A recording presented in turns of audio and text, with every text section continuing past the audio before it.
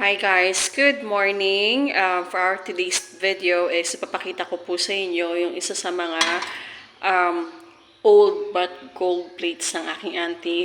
So kasalukuyan nga po kasi ako nagliligpit ng kanya mga plates dyan sa kanyang napakataas sa kitchen cabinet. So ito yung isa sa mga nahanap ko na old or vintage plate. So sabi nga nila ito ay isang Noritech plate. I don't know. Sabi nila Noritech plates daw po ito na made out of porcelain. So ito po, as you can see, sabi dito, it's actually a Legacy, ayun o, brand niya, Legacy Fine China. So, tatawag nila itong Noritech plates.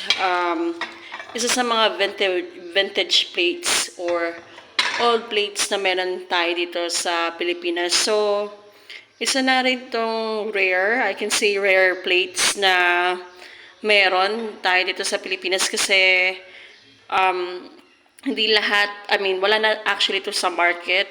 So, I can say na vintage ito. So, nililigpit ko siya ngayon.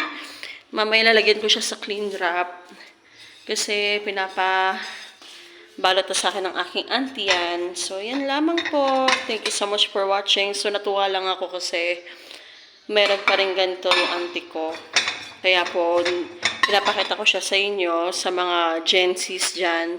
Ano yung mga old plates na sinasabi nila, ito po yun.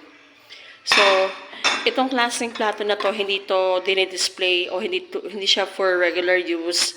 Pag meron lamang pong bisita, ito ginagamit before. So, pag meron ka daw ganito, rich kid ka. So, yun lamang po. Thank you so much for watching. If you find this video informative and useful, please share, like, and please don't forget to subscribe. Thank you so much for watching and have a great day ahead. Goodbye now.